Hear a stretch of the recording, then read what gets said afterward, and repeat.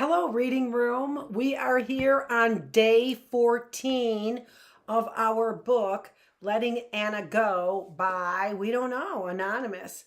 But we're going to continue reading after we announce that it is September 10th. We are on day 144 of our classroom. It is bright, sunny day here in Michigan. And let's go ahead with our book. It made me look like the cartoon man in the commercials who was made out of tires. Jack seemed not to notice, or if he did, he didn't let it stop him from holding my hand the whole time. He and Rob are really good because they play in this hockey league during the winter. They can skate backward and do these hockey steps where they spray ice all over the place. It was all I could do to stand up at the beginning, but Jack was really patient, and by the end, I was doing okay. Jeff and Vanessa came with us, and it was nice to be out with everybody, although it was weird not having Jill there. She really is good on the ice. She took lessons until we were in junior high, when she stopped to concentrate on ballet. I've been talking a lot about my secrets at group this past week. I tell them almost everything. I write down in here, almost. If I just keep a few secrets, that means I'm just a little bit sick, right? I've been running again. I figure if I'm going to eat this many calories every day, I can at least run a couple of miles. I haven't told Mom I'm doing it yet, or anybody for that matter. I'm just running when I get home from school. Also, I've decided I'm not drinking any calories. That seems like a fair rule. I'll eat whatever Mom gives me, but I'm just not going to drink anything with sugar in it. That's empty calories anyway. It's funny how you can fool lots of people into thinking you're completely better. Mom is thrilled with my progress. Dr. Nash told me my hair is coming back in really well, where it had gotten thin at my temples. And she said once I was back up at my 130, I'd be out of the woods. I didn't fool Jack. When the Zamboni came out to resurface the ice, Jeff and Vanessa went into the snack bar to get hot chocolate. Rob was talking to Jill outside. She gets to make 2 phone calls on Saturdays. I haven't gotten one of them yet. She calls her mom and Rob. When Jack ordered 2 hot chocolates, I put my hand on his arm. I want some Earl Grey tea. He paused, and this funny look crossed his face. He turned back to the counter and changed the order. We walked over to a little table in the corner to wait for our drinks. You're doing it again, aren't you? I looked at him, my eyes wide and searching, trying to appear innocent, looking very caught. What? No, I'm Jack. Look at me. I look like a blimp in this coat. I've gained so much weight since homecoming, I'm not a moron. He wasn't angry. His tone was quiet, but his eyes were on fire. Jack, I know there's a difference between the way you eat and the way you think. I looked down at my skates. I just wanted him to hug me, to tell me how beautiful I was, that everything would be okay. Our drinks were ready. He got up to get them, and when he came back, Jeff and Vanessa joined us. We all talked and laughed, and Rob came back in with the report on Jill. We finished skating, and Jack kept holding my hand. He didn't bring it up again, but when he dropped me off just now, he kissed me and looked at me for a long time. I just want you to be careful. I am being careful. I don't want to lose you. You won't. Look at me. I'm better. He nodded, but I could see the doubt behind his eyes. Tuesday, December 11th, weight 125. I stopped writing in this journal so I could stop sharing at group. Something about writing down what I'm doing makes it real. I've been restricting my calories again. I've been using the app to make sure I burn off most of what I'm eating. I've been running before Mom gets home from work and doing the cardio workout Jill showed me in my room early in the morning and again at night after Mom goes to bed. The weight is coming off again. Just losing a few pounds last week made me feel like all my clothes fit better. At group, Kim asked me if I was okay. We have to tell our weight every time we go, and she's been paying attention. So has Vanessa. At lunch today, she saw me throwing away most of my salad. I thought everyone had gotten over the idea that I wasn't eating enough. For a while there was like I got a round of applause every time I swallowed a bite. Gradually, everybody stopped staring at me while I lifted a fork to my mouth. No such luck today. Are you throwing all of that away? What? I'm full. Of what? You barely touched that. I couldn't handle it. I completely snapped. Damn it, Vanessa, butt out. You're not my mom. You're not my doctor. This is none of your business. I ran out of the cafeteria in tears. Jack followed me. I was unlocking my car door in the parking lot when he caught up with me. As I tried to pull the door open, he reached over my shoulder and pushed it closed. I turned around and slumped against the car door and crossed my arms. It wasn't until I looked up at him that I realized there were tears running down his cheeks. What do I have to do? This is not about you. Yes, it is about me. You made it about me. How? By being so beautiful, by being so smart and funny and such a good kisser. I fell in love with you. So this is about me now. I love you and I want you to know that, not up in your head or in some greeting card sort of way. I want you to know it in your bones. This is my business, damn it. Yes, you are my business. His cheeks were flushed and his breath was coming out in sharp staccato burst of white steam against the cold December air. I wanted to say I was sorry, but I couldn't. I'm not trying to hurt you, but you are. When you hurt someone I love, you hurt me. Don't you get it? I love you. I wanted to hug him. I wanted to tell him that I would try harder, but I didn't. Everything he was saying was being drowned out by a voice that whispered into my ear. He doesn't really mean this. He's just being nice. He knows his mom is right. You're plump. If you really care for him, you'll walk away. You'll spare him the humiliation of having a fat girlfriend. He snapped me out of my thoughts when he reached up and gently touched my face. How could you love me like this?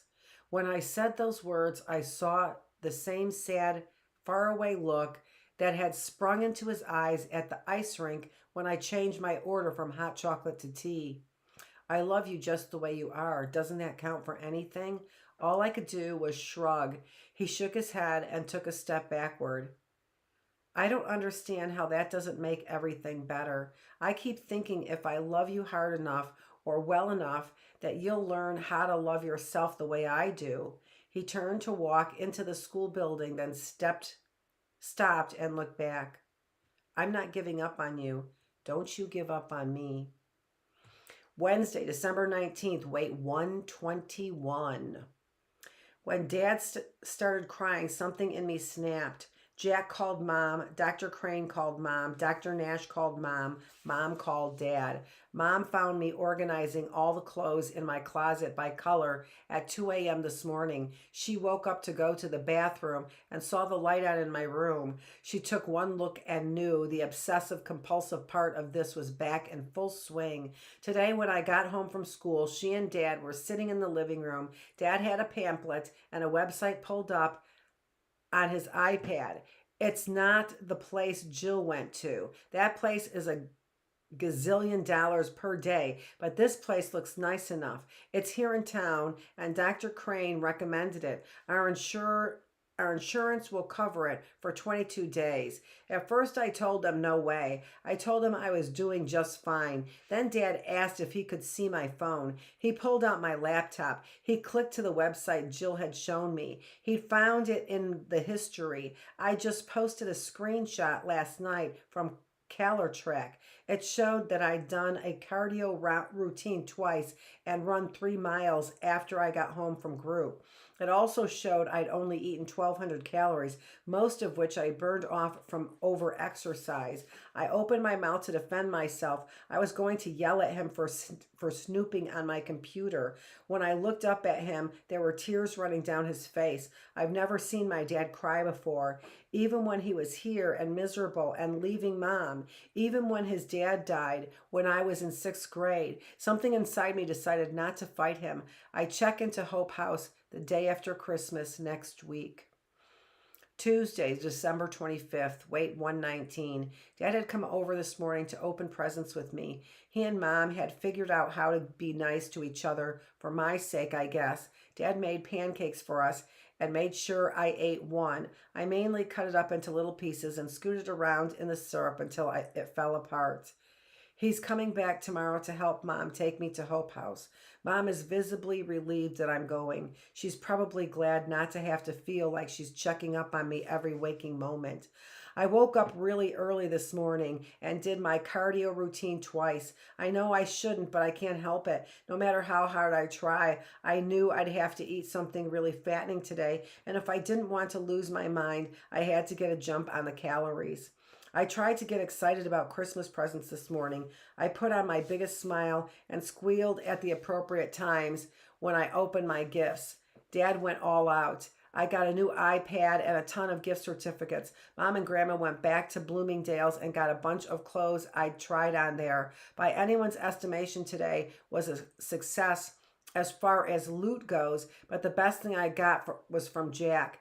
He went with Susan and James to Arizona so they could spend Christmas with Jill and then bring her back home a couple of days. Mom usually crams my stocking full of lip balm and socks and candy. This morning, after I dumped out all of the usual stuff, I felt a heavy lump in the toe and pulled out a little blue box. It was a silver locket in the shape of a heart, and on the inside, he'd engraved 4 words, "Just like you are." I slipped it around my neck, and for the first time, I decided maybe I could face going to the treatment center. I logged on to the forum as Way to Go, and there in the middle of all the posts about staying strong against Christmas candy and how not eating was the best gift you could give yourself, I wrote, "Going to get help tomorrow. I want to get better." I clicked send, and as I did,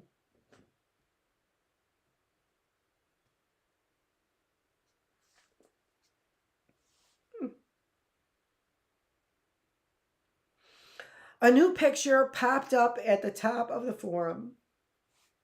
It was posted under Jill's username, and it was a snapshot of the 2 of us at the pool back in 7th grade. We were tan and covered with freckles. My hair was frizzy and hers was wet. We still had the round, chubby cheeks of elementary school students, and we were laughing so hard our eyes were tiny slits. Neither of us would have passed for skinny in this picture, but underneath it, Jill had typed a single word, beautiful.